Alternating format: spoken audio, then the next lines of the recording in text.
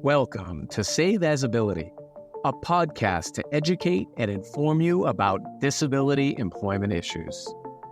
My name is David D'Arcangelo, and I'm your disability policy expert. Hey everybody, welcome back for another episode of Save As Ability.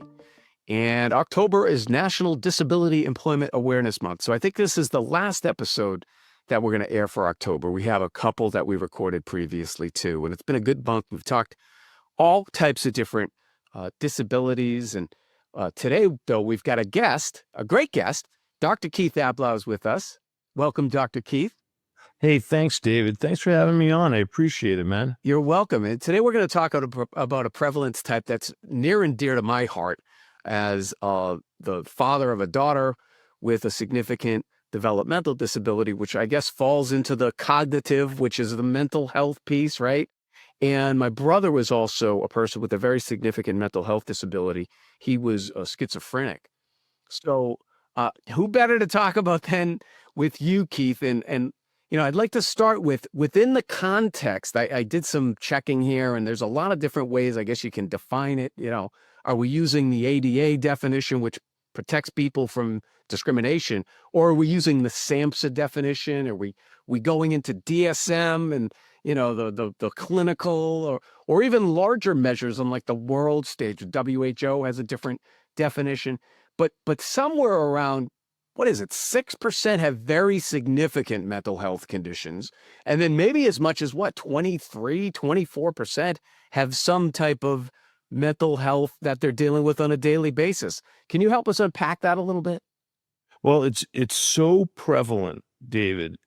And if you think about it, there's scarcely a person that you could speak with who wouldn't know someone, whether a close friend or a family member, who has suffered with a significant mental illness, depression itself, panic disorder, addiction is so rampant. You speak to it in your own family. Obviously, in my own family, also a cousin very much afflicted. And so I think that people need to be aware that whatever workplace you're in, you're working with someone who is battling a mental illness. And for those folks who are doing so but can't work, you're not alone. It's an incredible number of those folks who have to figure out, how shall I procure the best and most comprehensive treatment, and then face kind of the hurdles of getting back into the workforce when that's possible for them. Yeah. And, maybe we could talk a little bit about the stigma that goes along with it, that for so long has really been a barrier in society, I guess, like the way people view it. But do you see that coming down a little bit? Do you see, because it is so prevalent and because so much of these cognitive disabilities are non-apparent, you wouldn't know just by, having a very casual conversation with the person. Can you speak to that a little bit? You wouldn't, and that cuts both ways. So in one way, you would say, oh, it's sort of fortunate I'm not wearing this on my sleeve. On the other hand, it leads folks to think, well, should I keep this secret? What's the toll to sharing it? Is it something about me for which I should judge myself? The answer is absolutely not. But since it is affecting your capacity to feel strong and your capacity to achieve things smoothly, it's easy, and would be wrong, but it's easy to judge yourself and say, I am not equal to this task. It's not that you're not equal to it. It's that you really, really are working against a scourge. It's easier in a lot of ways if someone could say, my leg hurts so much, right? Or, God forbid, I can't use my legs. That's once removed. Now, it's an incredible thing to have to deal with, but you're able to say that thing, my body is not performing the way that I wish it would. Right. And it's tangible and you can see it and touch it, and it's. But when it's inside you and you feel like I am not okay, It's not clear. A couple things. One is it's not clear whether people will understand. It's not clear for a lot of people how to even share it because the words fail people. You try to tell people what terrible anxiety feels like.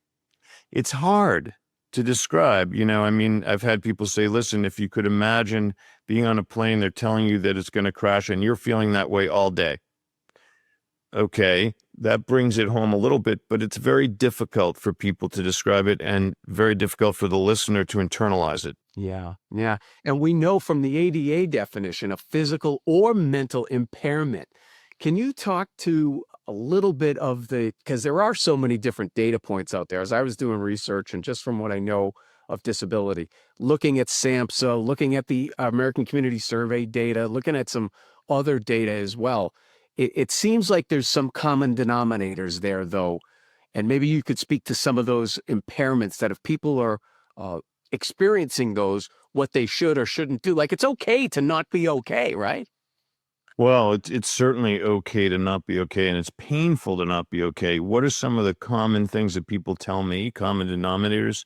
Really, in the realm of focus, I think we could put a big bracket around focus. The ability to actually focus on something that's a task and get it done is impaired by so many different conditions in the mental health arena, from attention deficit issues to major depression to anxiety to, things colloquially called brain fog, but that's not going to qualify. So, and then I would say there's a whole category in the realm of perception. So, as you know from the family history that you shared during the broadcast, people may misinterpret events, be subject to fixed false beliefs, visual or auditory events that are perceptually not correct. And that would be in the realm of a delusion or a hallucination. In the realm of mood, that's another one where people, because they're familiar with the notion of, oh, I'm sad, it may be hard for some people to imagine, no, this isn't sadness, the realm of bipolar disorder or major depression. This is profound sadness accompanied by other things like feelings of guilt, sleeplessness, inability to concentrate. So I think if you had broad categories and said, well, what am I really laboring against? Is it a disorder of mood? Is it a disorder of perception? Is it a disorder that relates to substance Right. abuse? And there are folks whose personalities are involved in this because, and again, no fault of their own, but people with, say, borderline personality disorder, they generally, you'd say, well, maybe there's genetics involved, but they've also been exposed to dynamics in their lives that leave them lurching for how to be in relationships, how to conduct themselves in a work setting, et cetera. And while that may not be a DSM Axis 1 disorder, the Axis 2 disorders like borderline personality disorder, they're plagues as well. And sometimes these things go together. I like categorizing because once you have a nomenclature that includes like 300 different disorders, people can sort of feel lost and spend a lot of time saying, well, which one am I, or which ones am I? It might be better to say, well, what am I really suffering with? Is it mood related? Is it perception related? Is it personality related? Is it substance related? Is it attention related? That's a good place to start, and then work with your clinician to say, all right, let's further define this, come up with the treatments, of which there are so many now. It's not like it was. We've Right. got lots of different options. And I value that. I mean, we talk here on Save Visibility all the time. You got to make it a data-driven exercise. You got to bring the scientific method in here. I know you think that as well. Well, as we begin to conclude here, Dr. Keep, for listeners out there, whether they're experiencing these things themselves, we're not talking about transient. We're talking about sustained, kind of states that they're going through. What would you tell them? What would you tell people in their solar system?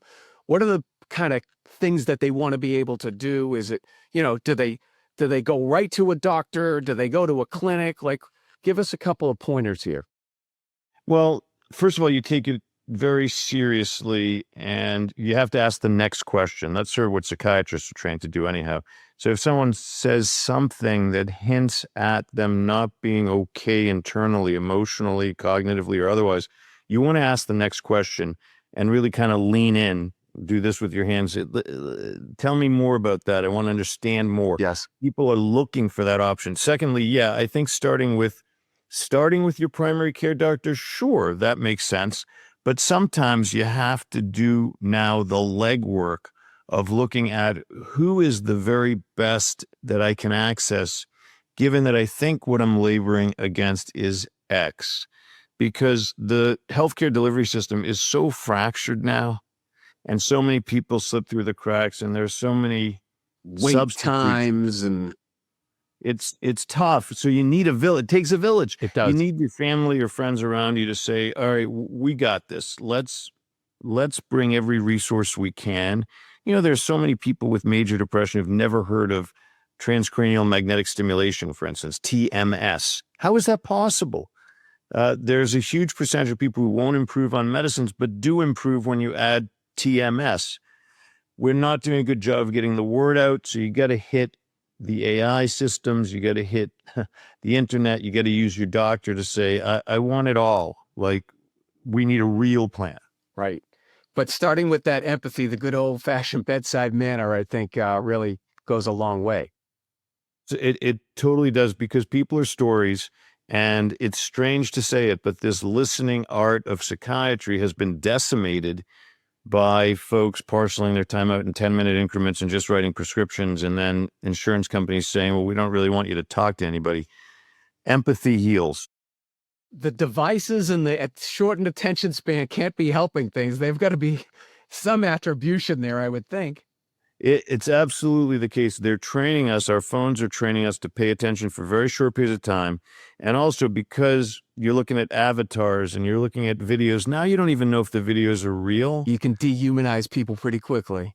It dehumanizes, and one of the ways to rehumanize people is actually to listen to them with your heart, ask more questions than even you think you should, and then team up with them. But so much of mental suffering is based in people's stories.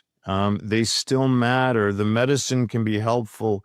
These technologies can be helpful, but really, really, your narrative is incredibly important, and getting to the bottom of it and saying, you know what, I think I understand. That's a miracle that heals people. It's a miracle, and we think we should see it under an electron microscope. We never will. It's immeasurable. Yeah, it's the love factor, right? I mean, at the end of the day. There is something about empathy that feels very much like love, because you're that connected to That the person, well-being. and you're resonating with what they're thinking and feeling, and that's saving to people. If people feel like you are a resource where they can literally say what they think and feel for real, then you can save their lives. And that's an amazing thing. Yeah. Well, Dr. Keith, we appreciate you and the work you're doing. Any last words here before we wrap up? I think people ought to know that most folks with confronting mental disorders or psychological symptoms get better. There's a sense that you may have, this will never go away. That's not so. The vast majority of people get better, all better.